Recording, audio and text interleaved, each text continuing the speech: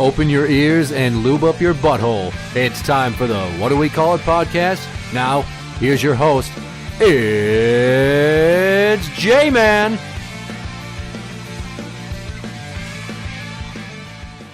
Welcome to the What Do We Call It podcast. I'm Jmann. And the number one fan, Tim. I'm going to read you a news story.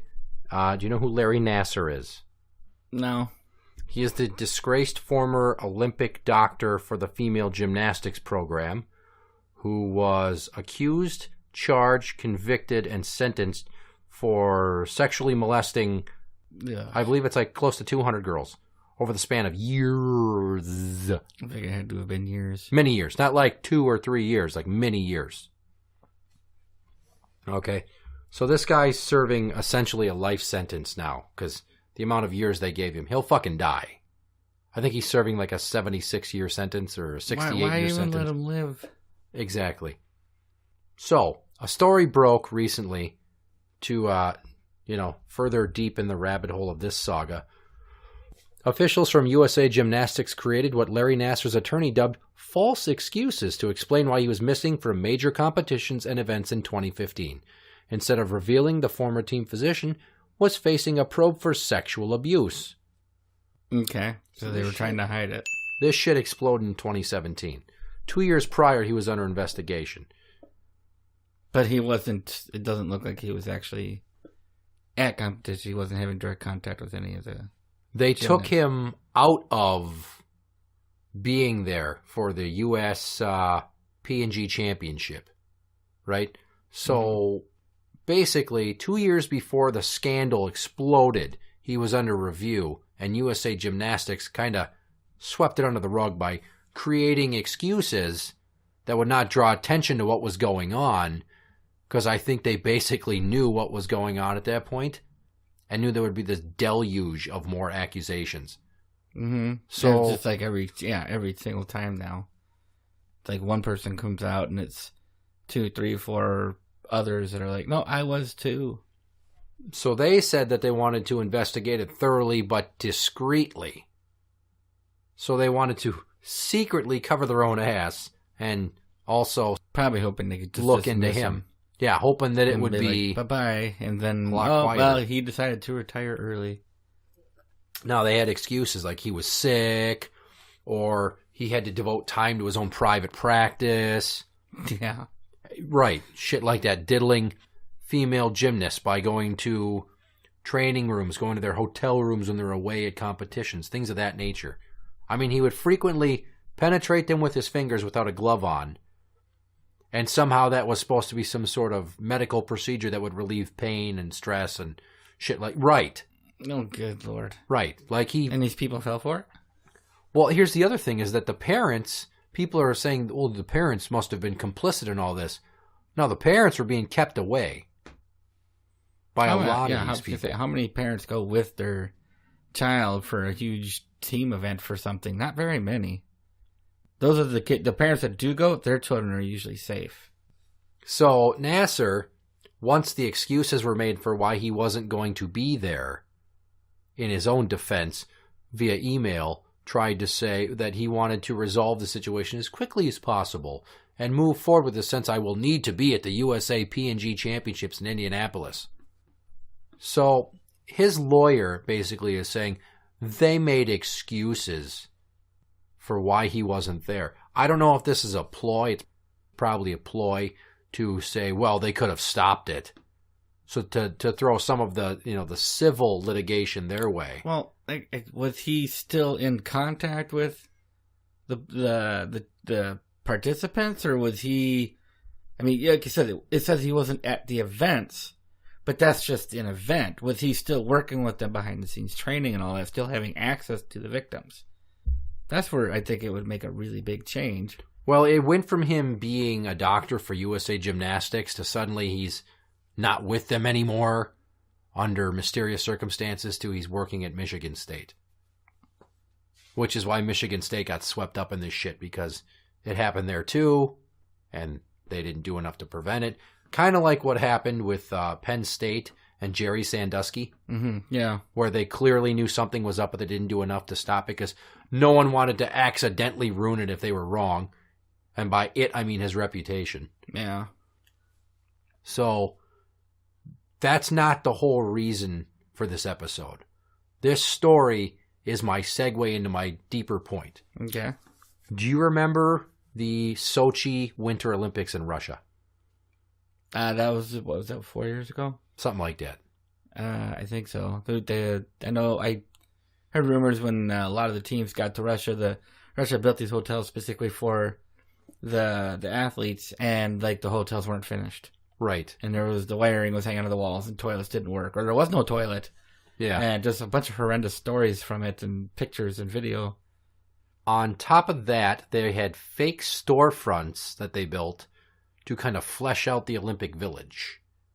And because they had a stray dog problem around those parts, they had teams that would go around, and they were charged with the task of eliminating stray and feral dogs.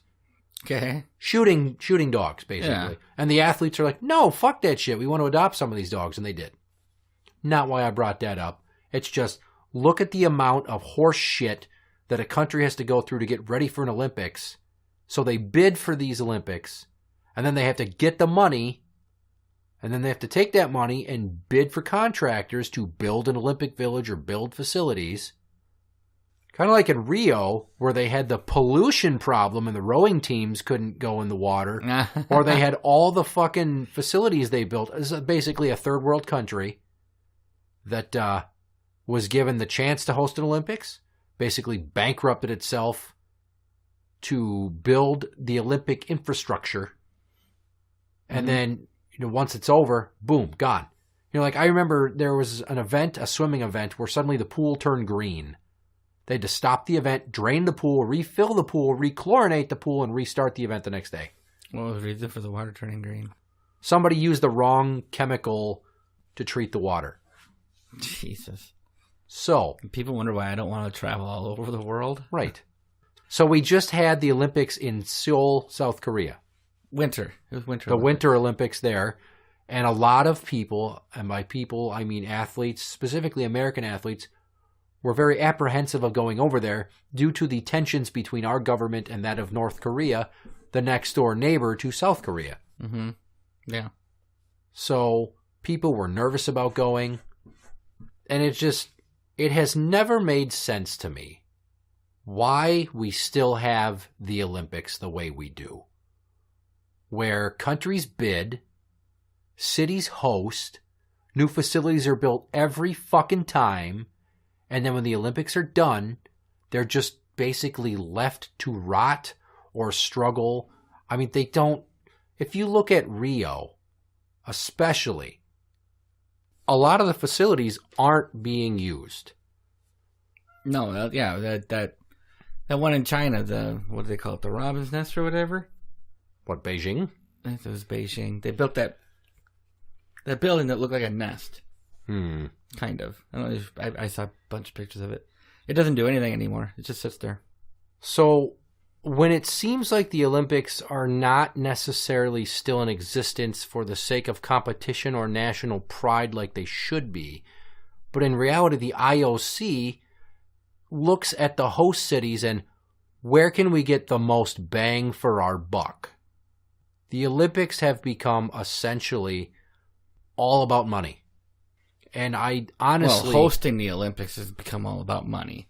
Well, true, but... I still think the sports and athletics of it is still for honor and glory, but it's whoever hosts it.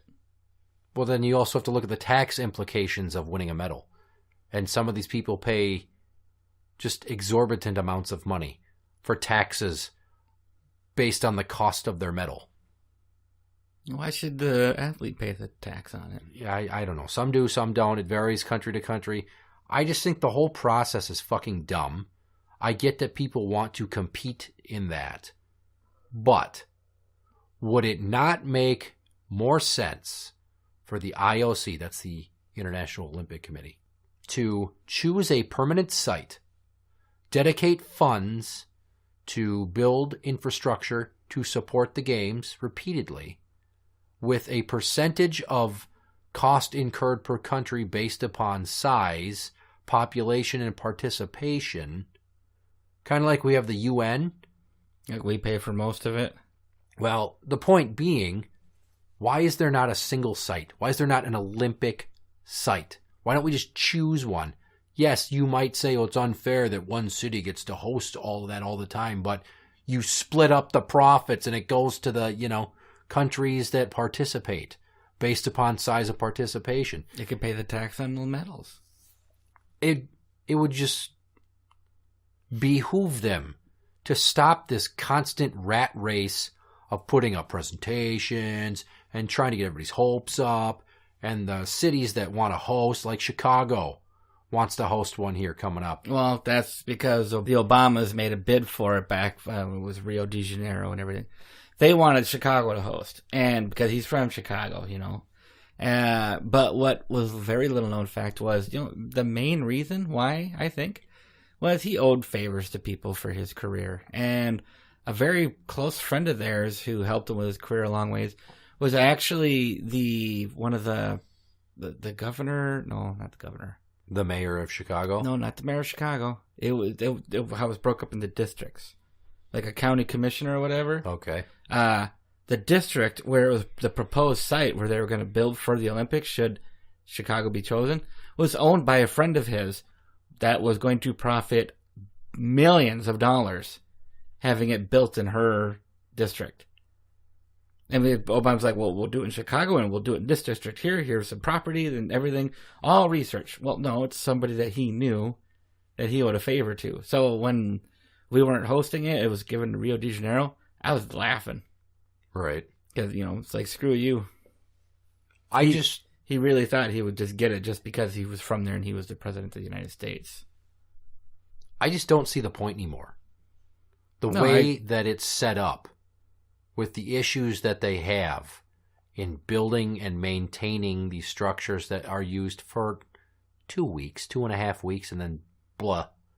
It's not like they're doing, maybe they might still use Sochi for some things, but that's supposed to be a tourist town now that's not doing so hot. Just like all the shit in Rio is going to waste. And I'm sure in South Korea, the majority of that go to waste. In China and Russia, everywhere is held.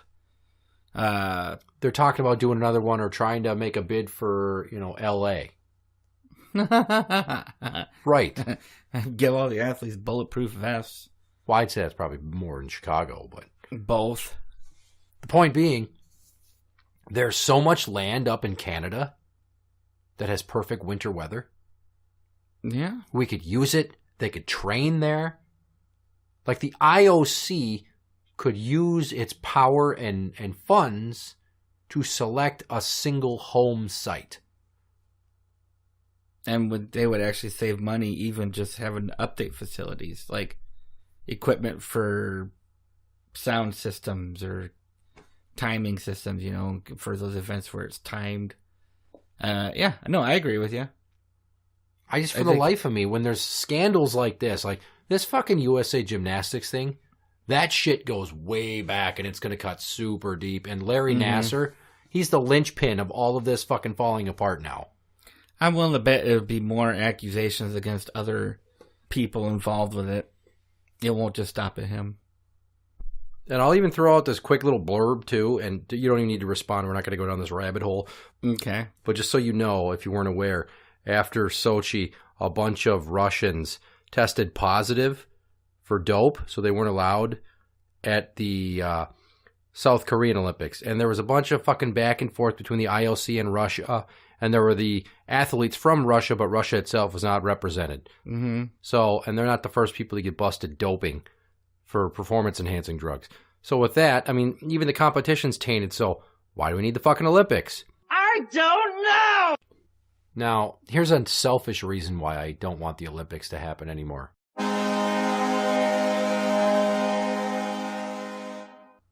I'm an NHL hockey fan. Mm-hmm.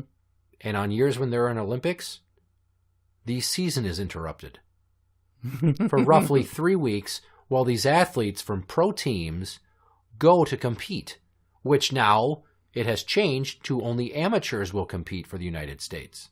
Why is that? Because the NHL said, we're sick of you interrupting our season, and we as franchise owners don't want to see our star players possibly suffer season-altering or career-altering injuries while competing for your Olympics to make you money. Yes, it's for national pride, but imagine if, say, Zach Parise went to go play for the United States Olympic hockey team, and while he was there, he got checked into the boards and was fucking permanently paralyzed. How would the Minnesota Wild's owner feel? Not very good. Right. That's just to play it nice and simple. Not very good. Maybe collect a little bit of cash for the player because the player's career is over. And then same thing for the NBA with the Summer Olympics. You look at the fact that the NBA season is already too long, and it goes from October until the fucking end of June, basically. Jesus. It's going to go, like, the finals are just going to start. Not even that good. The NHL finals just started fucking last night. Stanley Cup finals. Jesus. So 7 games. So basically 2 weeks there. And the NBA finals starts every later. Day? Well, because that's too much. And they give them. Isn't that what to do with baseball? That's different. There's 162 games. But don't even get me fucking started there because there's way too much goddamn baseball. Baseball can suck my dick because it's boring. I don't like baseball. And it goes on forever. I don't like basketball. Football and hockey are okay. Well, I really like hockey, but I don't watch it that often. But I want you to imagine being LeBron James. Mm-hmm. And on any given season, he's going to play around 100 games. 82 regular season plus playoffs. And then on top of that, there's an Olympics.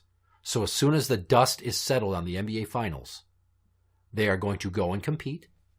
And he's going to be on the Dream Team. And he's going to play an additional 2.5 weeks.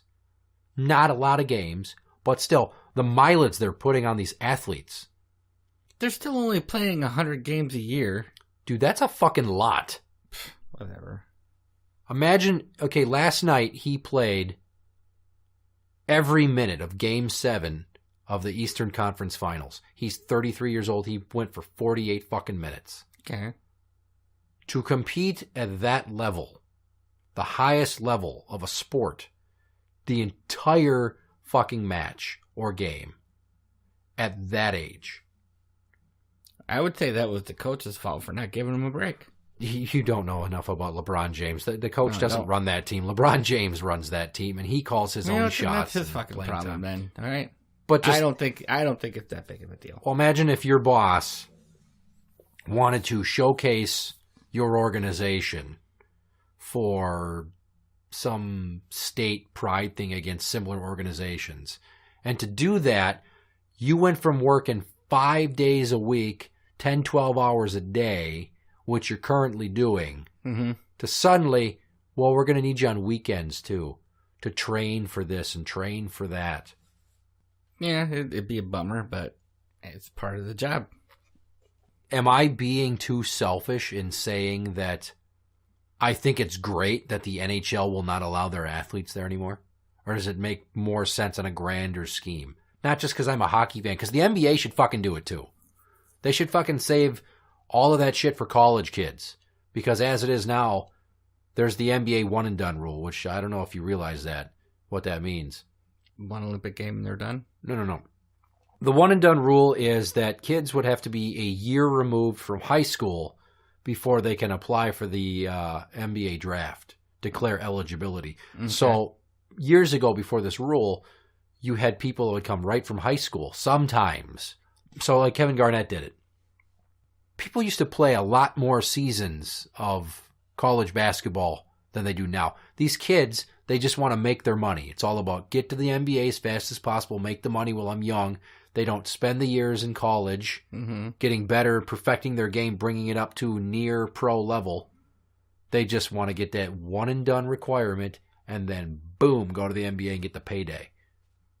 Yeah. So you take away the Olympic incentive for the pros and you throw a bone to the young guys that gives them more of an opportunity to showcase their quote brand. I don't know. The Olympics are a mess. I can get on board with that. Again, not like I follow sports that closely. But if the team owners and stuff don't want their valuable players being injured, then yeah, let the low-skill people do it. But at the same time, that's going to probably cost us some gold medals. Well, it has to be that'll hurt. It has to be a league-wide mandate, because I think if one owner said, no, I'm not sending my guys, and the guys wanted to go, it would be some serious locker room drama and sports news fodder.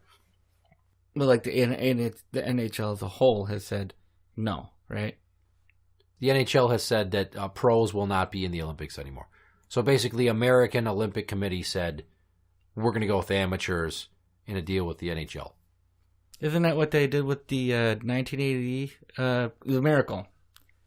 A bunch of college kids went over and beat Russia. Sure, we'll go with that.